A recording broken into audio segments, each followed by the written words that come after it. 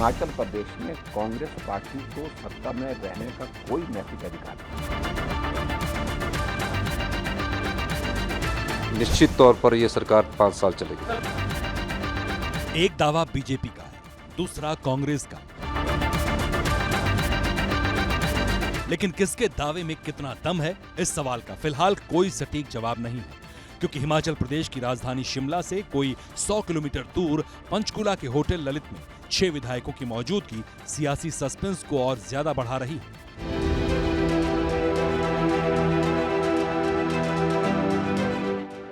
बीते 24 घंटे में हिमाचल प्रदेश की राजनीति में बहुत कुछ घटा है और अभी भी घटनाक्रम तेजी से बदल रहा है।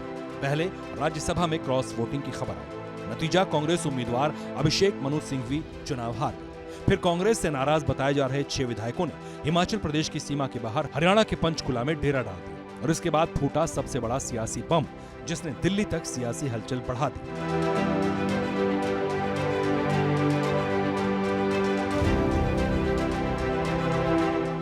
हलचल पूर्व मुख्यमंत्री वीरभद्र सिंह के बेटे विक्रमादित्य सिंह के इस्तीफे को लेकर थी, जिन्होंने ये कहते हुए मंत्री पद से इस्तीफा दे दिया कि सरकार में सब कुछ ठीक नहीं।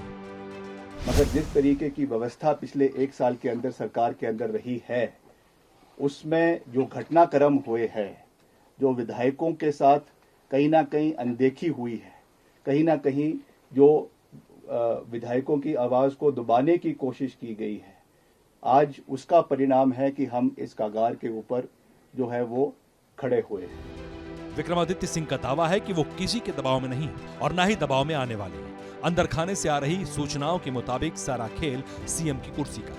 दावा किया जा रहा है कि विक्रमादित्य सिंह का मंत्री पद से इस्तीफा देना और 6 कांग्रेस विधायकों का पंचकुला में होना एक ही सिक्के के 2 पहलू हैं। खबर यह भी है कि पंचकुला में मौजूद विधायकों ने ही राज्यसभा चुनाव में कांग्रेस के खिलाफ वोटिंग की और अब कांग्रेस की सरकार के लिए खतरा बढ़ा दिया है। इधर पूरा दिन शिमला में कांग्रेस की बैठकों का दौर जारी रहा।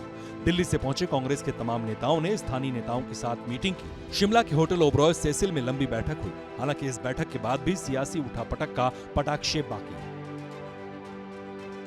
देखिए, विक्रमादित्य जी मेरे सहयोगी हैं और मुझे लगता है कि उन्होंने जो भी सवाल उठाए हैं उसके ऊपर वही उत्तर दे सकते हैं। उनके क्या हो सकता है, उनके मतभेद हो पर मनभेद नहीं है। कहीं ना कहीं मन कांग्रेस पार्टी के साथ है, तभी वो आके उसके अंदर बैठे। यानी तमाम मीटिंग के बाद भी पक्के तौर पर कांग्रेस विधायक कोई सटीक जवाब देने की स्थिति में नहीं है। ये बात और है कि मुख्यमंत्री सुखविंदर सिंह सुक्खू लगातार दावा कर रहे हैं कि सरकार पर कोई असर नहीं होगा। शाम होते होते तो उन्होंने ये भी कह दिया कि बागी विधायकों से बात हो गई है, अब कोई समस्या नहीं।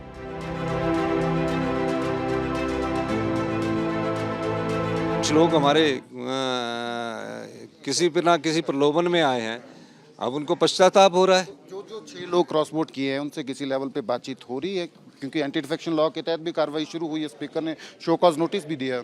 देखिए, हमारी कोई उनसे बातचीत नहीं हुई। उनमें से एक विधायक का फोन आया था जो बड़े दुखी मन से कह रहा था कि मुझसे बहुत बड़ी गलती हुई है, तो अगर वो गलती ना करता तो कल हमारा राज्यसभा का सदस्य बन जाते। विक्रमादित्य जी ने इस्तीफा दे दिया है मंत्री पद से। देखिए, विक्रमादित्य जी ने सुबह इस्तीफा दिया था, मेरी उनसे बैठकर बात हुई है, उनका इस्तीफा को स्वीकार नहीं किया गया। अगर मुख्यमंत्री सुखविंदर सिंह सुक्खू के इस बयान को सच माना जाए तो हिमाचल प्रदेश में राज्यसभा चुनाव के बाद शुरू हुई सियासी उठापटक का पटाक्षेप हो गया। लेकिन क्या वाकई ऐसा है? क्या शिमला में शुरू हुई कांग्रेस की मीटिंगों में बगावत का समाधान खोज लिया गया? बीजेपी का दावा है ऐसा कतई नहीं।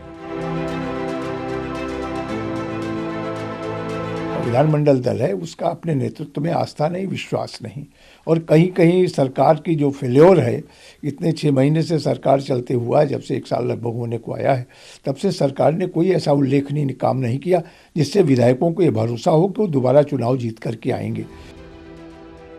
फिलहाल दिल्ली से शिमला तक सियासी रस्साकशी जारी है।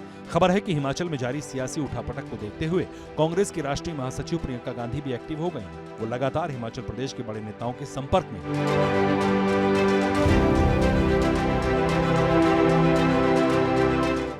वहीं कांग्रेस नेताओं ने बागी विधायकों के न मानने पर बनने वाली तमाम संभावनाओं पर भी विचार शुरू कर दिया है।